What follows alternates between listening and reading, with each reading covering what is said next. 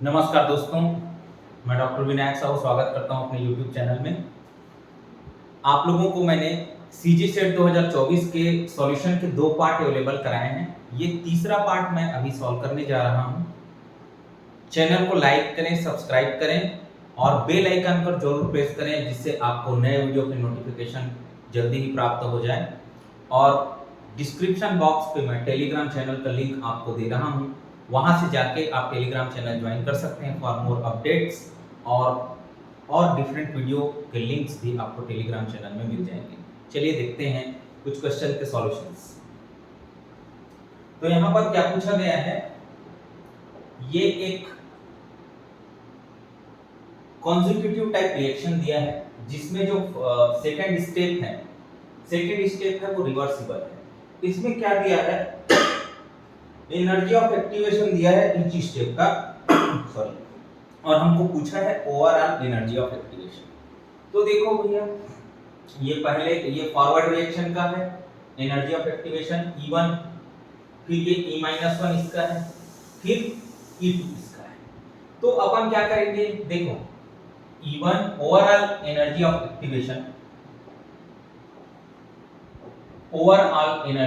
Activation क्या हो जाएगा, E1। अब E1 ये फॉरवर्ड रिएक्शन का, फिर बैकवर्ड आ रहा है तो क्या होगा भैया, साइन नेगेटिव, ये -1। फिर हमको कहां जाना है, इधर जाना है, ये हो जाएगा E2। कर लो यार सॉल्व, क्या हो जाएगा 25 - 23 +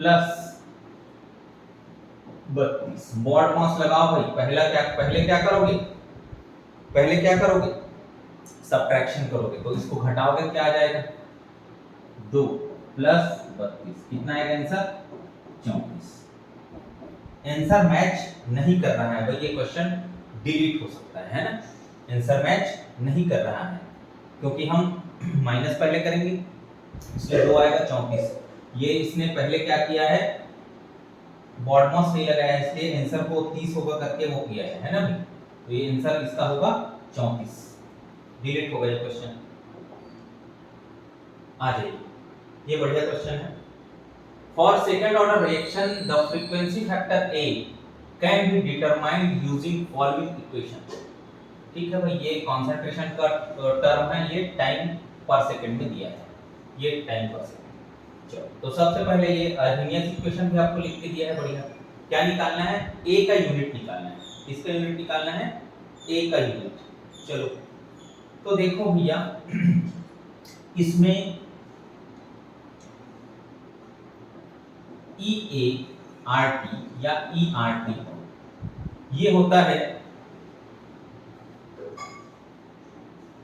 जूल पर मोल, और ये होता है यूनिवर्सल गैस कांस्टेंट जूल पर मोल पर केल्विन, और टेम्परेचर को किस में लेते हैं, केल्विन में। अब देखो ना भैया क्या हो रहा है भाई, जूल पर मोल कट जाएगा, पर केल्विन और केल्विन कट जाएगा, मतलब EA/RT या E/RT क्या है, यूनिट प्लेस है।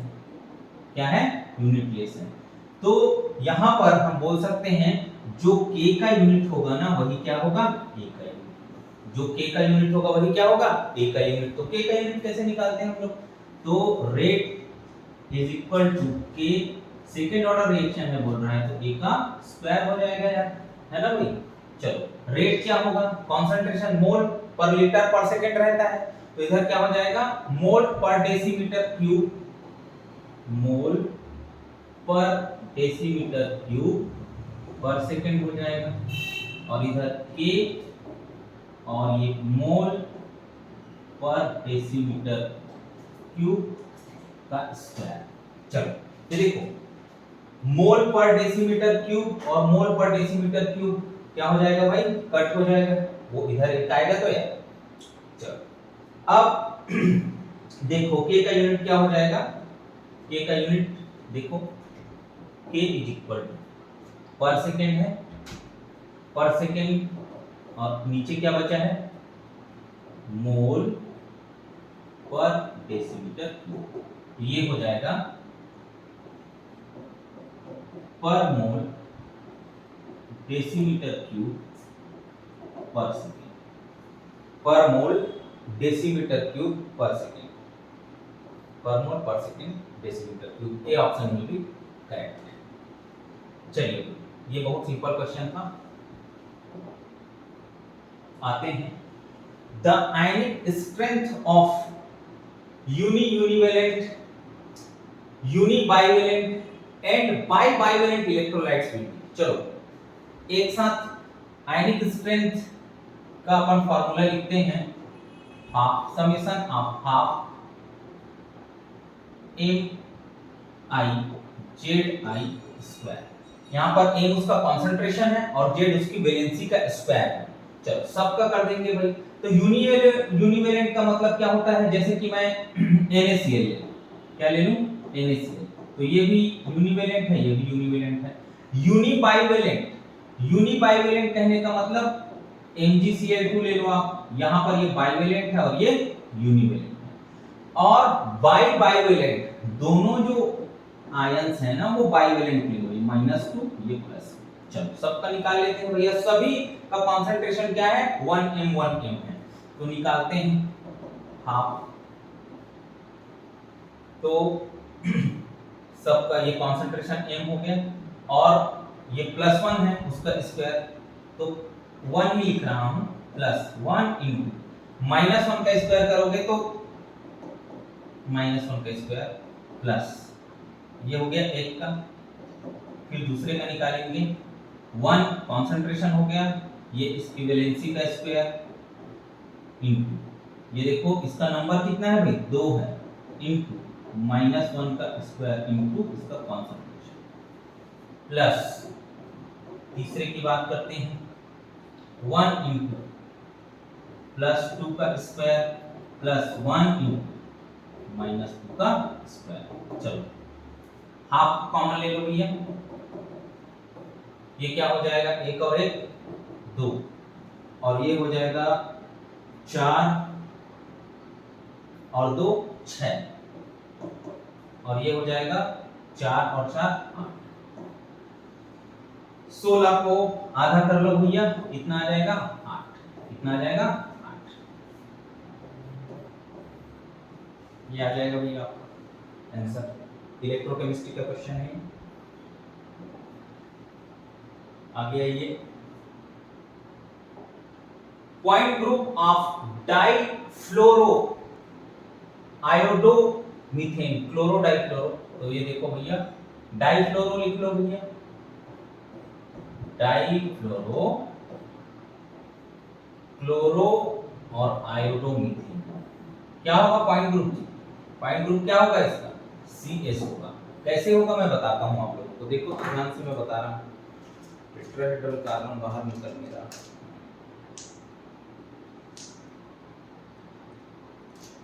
तो ये जो पॉइंट ग्रुप है ना CS पॉइंट ग्रुप में क्या होता है भैया केवल एक प्लेन ऑफ सिमेट्री होता है, ना कोई एक्सिस होता है ना कोई कुछ होता है। तो देखो ये दोनों को फ्लोरीन मान लो, ये दोनों को क्या मान लो फ्लोरीन, एक को क्लोरीन मान लो, एक को आयोडीन मान लो यार, है ना। चलो आयोडीन के लिए पीला कलर लगा देते लो। चलो तो एक क्या हो गया ये आयोडीन हो गया और एक क्लोरीन हो गया और 2 फ्लोरीन। तो मैं अगर ऐसे प्लेन पास करूं, ऐसे इस तरीके से काटूं इसको, तो ये दोनों फ्लोरीन एक दूसरे के क्या हो जाएंगे मिरर इमेज हो जाएंगे, मतलब इस कंपाउंड में प्लेन तो लगेगा। देखो इधर से आपकी तरफ से आने वाला ये वाला प्लेन लगेगा, तो ये दोनों मिरर इमेज बन जाएंगे। यहां से मैं प्लेन लगाऊंगा, देखो यहां से ये दोनों मिरर इमेज बन जाएंगे, ठीक है। ये दोनों क्या बन जाएंगे मिरर इमेज। यहां से प्लेन जाएगा क्लोरीन और आयोडीन को ऐसे बीच से ऐसे काटता हुआ, तो पॉइंट ग्रुप क्या हो जाएगा इसका CS हो जाएगा। पॉइंट ग्रुप क्या हो जाएगा CS हो जाएगा। चलो आगे आ जाओ भैया, ये बहुत बढ़िया क्वेश्चन है यार, यूनिट कन्वर्जन का क्वेश्चन पूछ लिया यार। और क्या एक्सपेक्ट करोगे इससे सरल और कुछ हो सकता है? गीगाहर्ट्ज, गीगाहर्ट्ज मतलब क्या है भैया ये फ्रीक्वेंसी है। फ्रीक्वेंसी है मतलब क्या है न्यू है।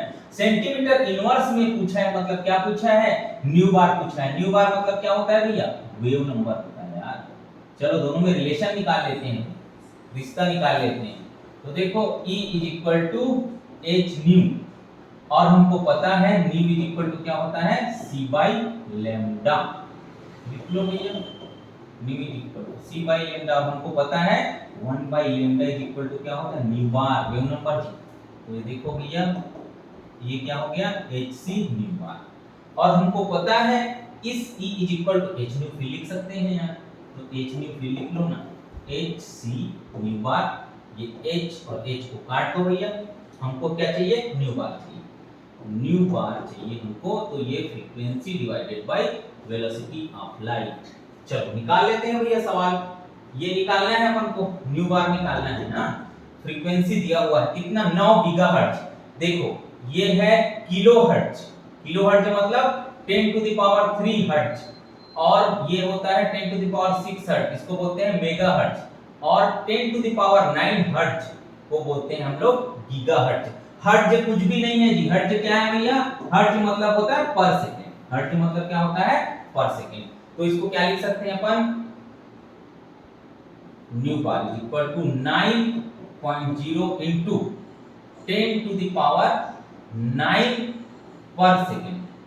और velocity of light centimetre per second में कितना होता है 3 into 10 to the power 10 centimetre per second होता है। पर सेकंड कट जाएगा, 3 एकम 3 तिया 9, ठीक है। 10 to the power 9, 10 to the power 9 कटेगा, 10 टू द पावर 1 बचा, 10 बचा, उसको ऊपर ले जाओगे क्या हो जाएगा भैया 10 टू द पावर -1, -1 मतलब 10 टू द पावर -1 से इसको मल्टीप्लाई करोगे क्या आ जाएगा जी 0.3 आ जाएगा जी, क्या आ जाएगा 0.3 सेंटीमीटर इनवर्स, क्या आ जाएगा 0.3 सेंटीमीटर इनवर्स। ये ऑप्शन यूनिट कन्वर्जन का सवाल था भैया, ये इसका सवाल था यूनिट कन्वर्जन का। 3/10 को हम लोग क्या लिख सकते हैं यार 0.3 ही लिखेंगे ना, ये ऑप्शन आ जाएगा। चलो आगे आते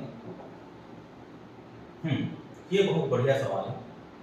देखो इसमें आपको क्या करना है एक सिमेट्रिक पार्ट को देगा, ये देखो एक सिमेट्रिक पार्ट को दिया हुआ है, एक सिमेट्रिक पार्ट को देगा, उसके अलावा बाकी जो होंगे ना, बाकी जो होंगे उसको आप क्या करना, इसके सामने जो नंबर है, इसके सामने जो नंबर है, देखो यहां से अपन करते हैं, देखो यहां से इसके सामने जो नंबर है इसको इससे मल्टीप्लाई करना। देखो एक कर रहा हूं ना मैं b1 के लिए, आप लोगों को b2 के लिए सॉल्व करके बता रहा हूं, उसको सभी में अप्लाई करेंगे।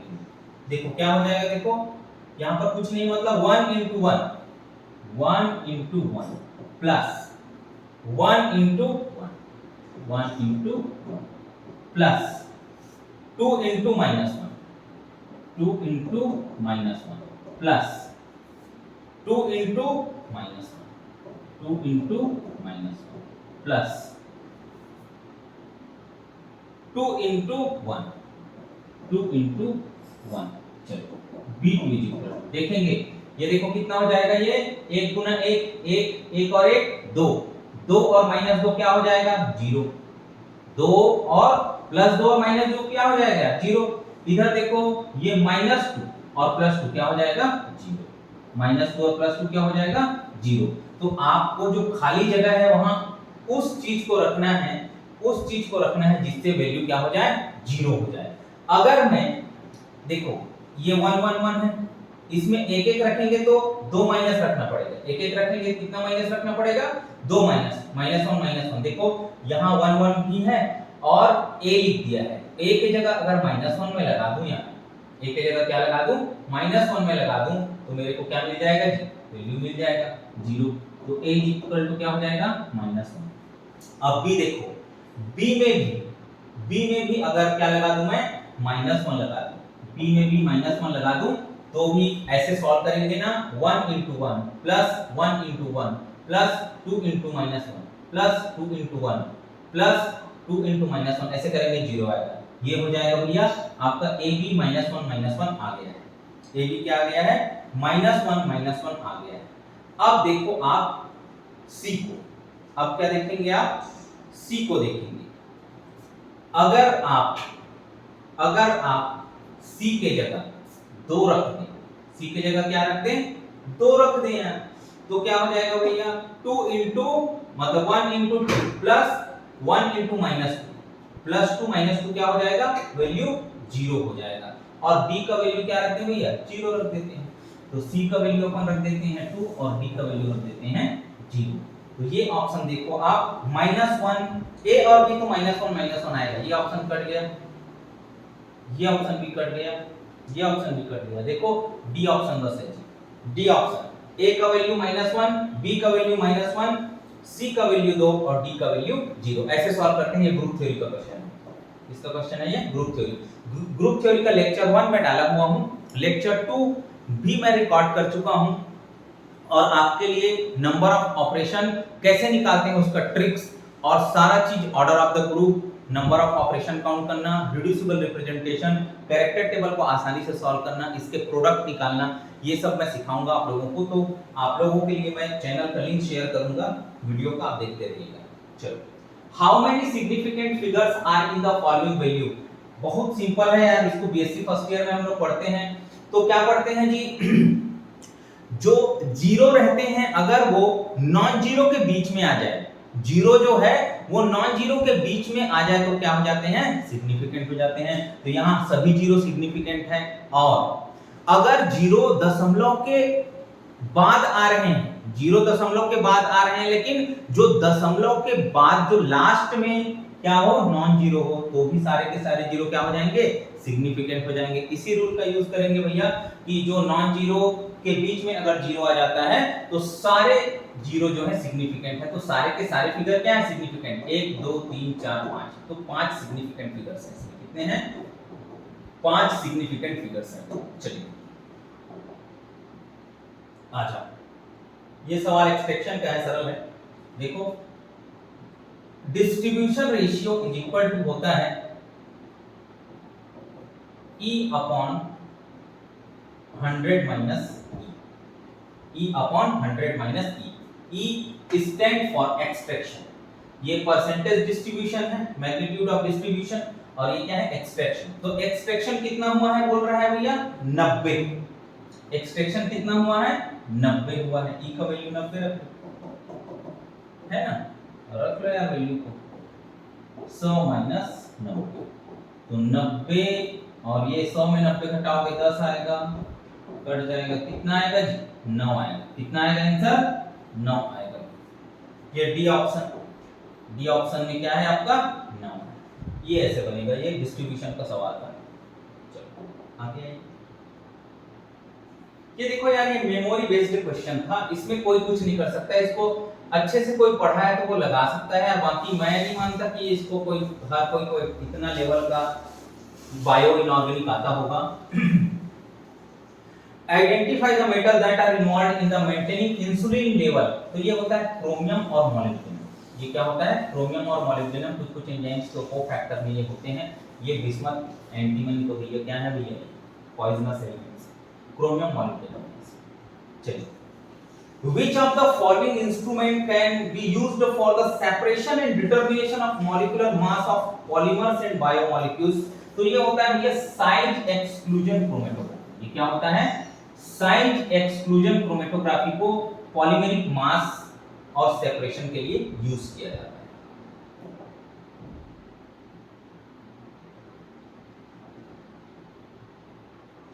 एक मिनट,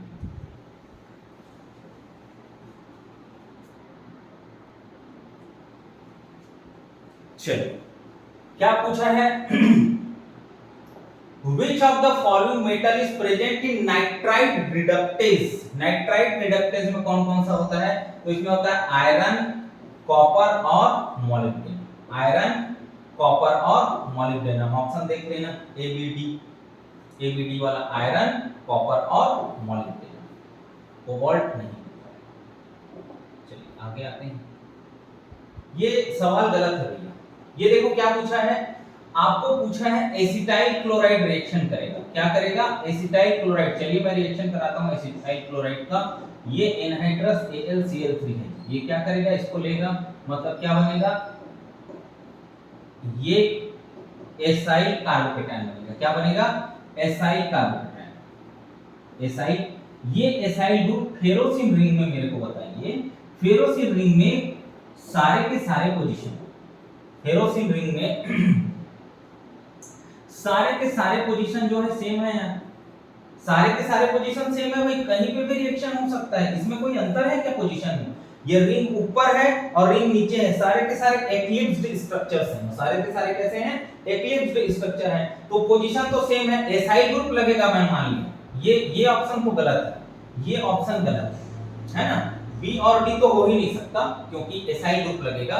ये ए और सी दोनों ऑप्शन सही है भाई, ए और सी दोनों ऑप्शन सही, क्योंकि ये पांचों के पांचों पोजीशन सेम है यार, पांचों के पांचों पोजीशन सेम है, उसको आइडेंटिटी अलग है आप बोल ही नहीं सकते, क्योंकि रिंग के पांचों इलेक्ट्रॉन, पांचों जो कार्बन है इक्विवेलेंट है, कहीं पे भी रिएक्शन हो सकता है। अगर कोई सब्स्टिट्यूएंट लगा होता इस पे, अगर कोई सब्स्टिट्यूएंट लगा होता तब हम देखते भैया कि कौन सा रिंग ज्यादा न्यूक्लियोफिलिक है, उसमें हम रिएक्शन कराएंगे, ऐसे हम लोग देखते, क्योंकि ये एरोमेटिक इलेक्ट्रोफिलिक सब्स्टिट्यूशन है। तो ये तो क्वेश्चन डिलीट होगा, ये क्वेश्चन मेरे हिसाब से बिल्कुल डिलीट होने लायक है, क्योंकि भाई इसमें पांचों के पांचों रिंग पोजीशन सेम ही है, और ये यहाँ पे एक बार इस पोजीशन पे कराया, एक बार इस पोजीशन कराया है, तो पोजीशन अभी भी सेम नहीं है, ये प्रोडक्ट और ये प्रोडक्ट दोनों सेम है, रिंग को घुमा दो ऐसे, एक्लिप्स्ड ही रख लो, तो ये क्वेश्चन डिलीट होगा, ये क्वेश्चन डिलीट होगा, इसमें ए ऑप्शन और सी ऑप्शन दोनों सही है।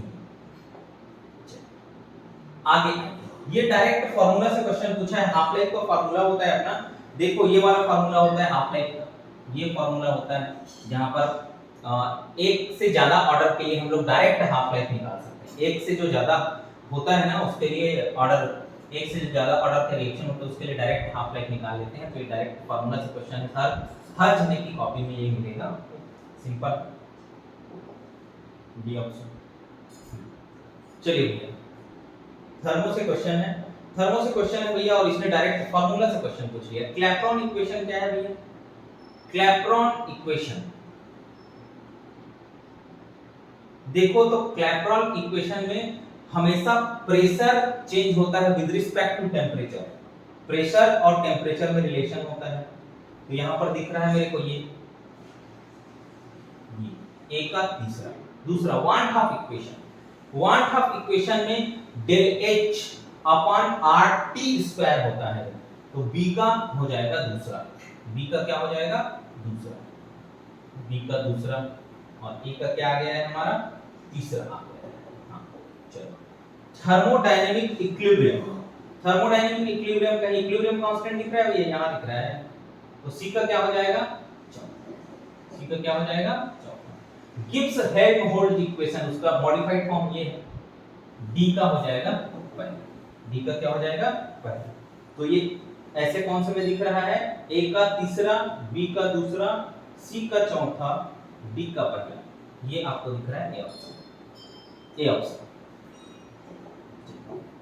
आगे चलो, अब इसमें प्रोटॉन एनएमआर में ये जो लेबल्ड H है ना उसके सिग्नल्स पूछा है, H A H B, तो ये जो H A है ना जी और ये H B है, ये थोड़ा क्या रहता है? डी शील्डेड रहता है, क्या रहता है?